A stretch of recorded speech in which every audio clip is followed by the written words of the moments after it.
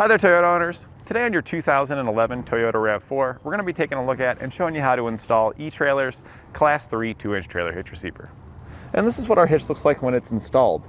The receiver is pretty noticeable here at the back, and you are going to be able to see the cross tube as well. A lot of times the receiver's tucked up underneath, so it's really not noticeable, but on this one, the way it sticks out so far at the back and the angle of the bumper here, you're definitely going to notice that it's there. But it is a RAV4, so this is a smaller SUV, so it fits in place, and it really, to me, doesn't detract from the looks. It just makes it look like you got a little bit heavier duty RAV4.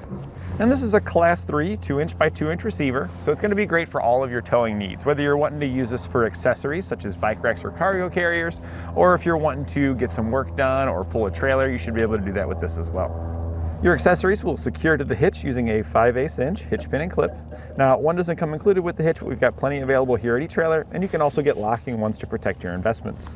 On bottom, we have hoop-style safety chain loops with a very large opening that should accommodate just about every shape, size, and style of safety chain.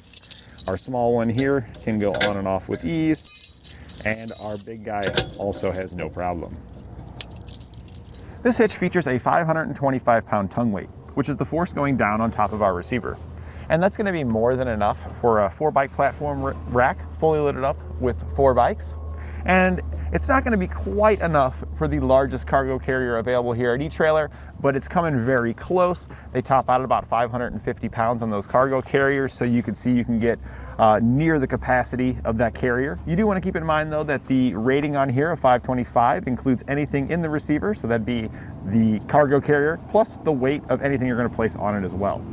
It also offers a 3,500-pound gross towing capacity, which is how much that it can pull behind it. And with 3,500 pounds, if you've got a smaller boat, you should be able to pull that, a jet ski trailer, a smaller utility trailer, maybe if you've got like a zero turn that you take around to do a little bit of work, you should be able to pull that as well. This hitch is rated for use with a weight distribution system. So if you've got one of those, then you can use that as well. That does increase our gross towing capacity up to 4,000 pounds, so you can push a little bit more out of this. And that does push you into a range where you could pull like some really small campers. A pop-up camper would be a good candidate as well. So it does have a lot of versatility there to it. Now, as always, I recommend that you verify in your vehicle's owner's manual and don't exceed any of its towing capacities.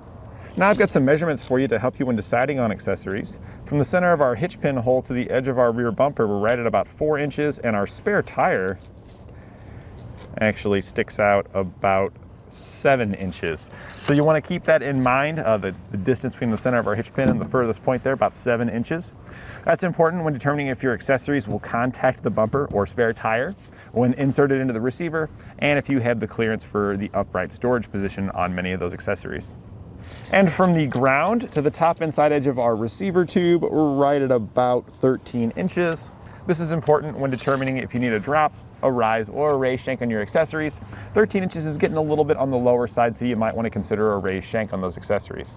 So now that we've covered some of the features of our hitch, why don't you follow along with me in the shop and we'll show you how to get it installed. This is a pretty easy hitch to install. It's something you can do in your driveway in less than an hour. And then if you're pretty proficient with tools, I'd say it's something you can do in less than a half an hour.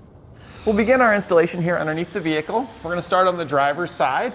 You'll notice you have a tow hook here. We'll go ahead and remove this tow hook.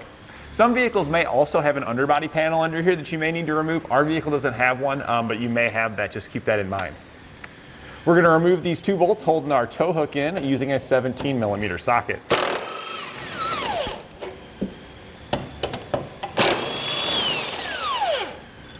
And then we can just set this aside. Next, we're going to drop down our exhaust to get this out of the way so we can get our hitch into position. Before we drop the exhaust, so we want to put something in place to make sure we don't drop it too far. So we're going to slap a strap on here. So we can just hook it right on our suspension. That'll be fine. Run it across to the other side. And then just pull that to take out some of the slack there. Now we'll take our hangers and get those out of the way. We've got one right here in the center. And then if we follow the exhaust down, you'll see that there's another one over here. To remove these, we're going to use a little bit of silicone spray. That'll help the hanger slide off of there easier. And then you can grab a pry bar, and we can use that to just push these off of there. Just got to kind of look for the best way to pry. It does vary. And a lot of times what you can do is if you got plenty of room to kind of get your pry bar on there, you can just push it off by just giving it a good little oomph like that. Let's try and see if we can't just get her to pop off of there. Here we go. And in all honesty, we probably don't need to take the one in the middle here. It looks like that dropped us down probably far enough to do what we need to do. I'm gonna put a little bit, just a little slack in there, that way we can pull down. If you wanted to remove this middle one here, you have the option to do so, but I really don't think we need to. I think we got plenty of room to work with just taking that one out of the way. And now underneath our frame here, you've got these stickers that are down here. We're gonna take these stickers out of the way because we're gonna attach our hitch into one of these tow hooks, but the rear attachment here is just covered up by a sticker. On the other side of the vehicle, over on the passenger side, it's gonna be the same way. You're gonna have some stickers covering up the holes over there. So you just wanna pop those stickers out over there as well. And we're just kind of peeling this off of here. They get kind of brittle over time. Now, if some of these stickers have already been removed, then there is a chance that the threads here have become quite corroded. And if that's the case, you'll want to use a tap and die to clean them out. What I usually do first, just to verify if it looks like it's cruddy, I'll grab my bolt and I'll see if I can thread it in by hand. If it threads in easily by hand, just like this one does, then I'm probably good to go. But if it's all cruddy looking and I can't get the bolt to thread in by hand, you'll want to take a tap up there and clean it out using a tap. The one that you would need for these is a 12mm by 1.25. Now with an extra set of hands, we'll lift our hitch up into position. Make sure you go up over the exhaust on the passenger side. Then just line up the holes in your hitch with the holes in the bottom of the frame. We're going to take the bolts that come in our kit, put a conical tooth washer on them with the teeth facing up towards our hitch, and then just thread it right up into there. We want to make sure we get at least one started on each side, and that'll hold our hitch up, making it easier to install the rest of our hardware. So now we've got the rest of our hardware started in here. We can go ahead and tighten them down. We're going to use a 19mm socket to do so.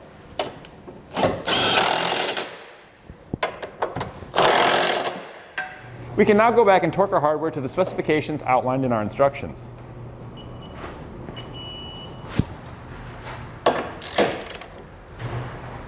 So now that we've got our hitch all the way torqued down, all that's left is to just put our exhaust back up. So we're going to go ahead and use our silicone spray one more time here on the hanger. And then you can just simply lift it up and this will slide right back on. Just give her a little push and it pops right back into place. Don't forget the strap that you had on here. We can go ahead and take this down. And if you did have an undershield on here, you'll want to trim it per your instructions and then you can reinstall it. Or you could just opt to not reinstall it at all.